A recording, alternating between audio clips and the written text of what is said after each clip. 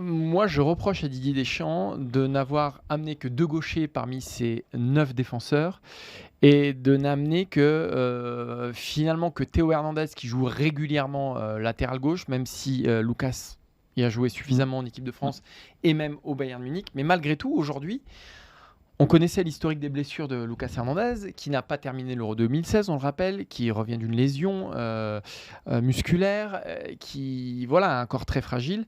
Il s'est blessé et aujourd'hui, il n'y a plus de doublure à Théo Hernandez, si ce n'est, alors hypothétique Adrien Rabiot ou je ne sais qui d'autre. Voilà, ça s'apparente à du bricolage, alors que quasiment tous les postes sont, grâce à l'élargissement de la liste à 25 noms, triplés. À droite, Koundé, Pavard, mais même Saliba peut jouer dans l'axe, j'en parle pas. On a moult, tout le monde peut jouer, sauf Théo Hernandez. Et là, on se retrouve avec le seul Théo Hernandez. Au milieu, on a plein de joueurs. En attaque, en pointe, on a aussi 3 joueurs, potentiellement, voire 4 avec Mbappé. Bref, et là, on manque de gauchers. On l'avait vu venir dans cette liste, qui était quand même assez déséquilibrée au niveau de l'équilibre gaucher-droitier au niveau des défenseurs, puisqu'il n'y a que 2 gauchers, donc 7 droitiers. Qu'est-ce que ça coûtait de prendre un 26e et d'amener un Digne ou un Mendy pour se donner une assurance vie jusqu'à la fin de cette Coupe du Monde.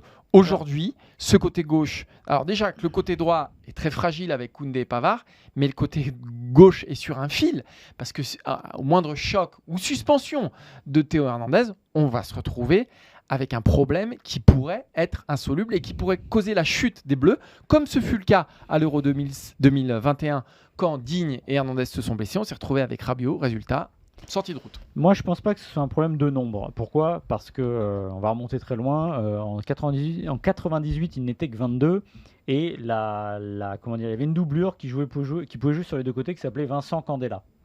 Il était droitier, mais il pouvait jouer à gauche. Ce qui manque aujourd'hui, c'est peut-être de la polyvalence. Et on avait aussi Emmanuel Petit qui pouvait redescendre arrière gauche. Et souvenez-vous qu'à l'époque, Jacquet avait laissé Pierre Lec de côté, qui aussi aurait pu jouer sur ce poste-là. Et là, on a 26 joueurs, Maxime, potentiels. Voilà, mais je pense que le vrai problème, c'est la polyvalence, parce que je souscris à une chose que tu dis. Je suis complètement d'accord, le côté liste étrange derrière. Parce que déjà, il nous a fallu du temps avant de comprendre qui était prévu pour quel poste. Et souviens-toi qu'après la conf de la liste, on n'est pas certain de ce qu'il veut faire à gauche. Tout à fait. Il faut que Didier Deschamps dise Lucas et Théo sont mes 2 arrière-gauche.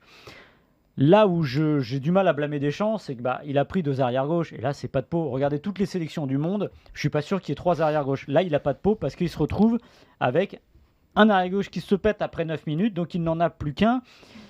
Et le problème, c'est que derrière, en effet, c'est qu'il n'y a pas ce joueur polyvalent qu'on ne voit pas du moins arriver, parce qu'honnêtement, j'imagine pas une seconde Rabiot passer. Non, on a trop besoin de lui au milieu. Tu déshabilles Paul pour habiller Jacques. Non, mais tu vas mettre qui, Guendouzi, Verretou Non, là, ce que tu vas faire, c'est que tu vas croiser les doigts très fort pour qu'il ne se blesse pas, ou peut-être mettre un arrière-gauche. Il y a des défenses qui ont gagné des Coupes du Monde, peut-être pas, qui sont allés très loin avec 4 centraux. Il faut espérer ça. Mais en effet, la situation n'est pas favorable. Mais d'un autre côté, j'ai envie de dire qu'il n'a pas de peau. Oui, mais ça, je suis d'accord avec toi. Mais disons qu'il se crée un danger potentiel qu'il aurait pu éviter facilement en appelant un 26e joueur, en couvrant ce poste-là. Je rappelle que si la FIFA avait donné la possibilité d'appeler 26 joueurs, c'était pas pour rien. C'est parce que cette Coupe du Monde était particulière, parce qu'on sait qu'on est dans un moment où il n'y a pas eu de préparation, où quand même les joueurs ont tendance à péter un peu plus que la moyenne. On le voit depuis le début de cette Coupe du Monde. Que Lucas Hernandez, personne ne tombe de l'arbre finalement, parce qu'on sait que c'est un joueur très fragile, Lucas Hernandez.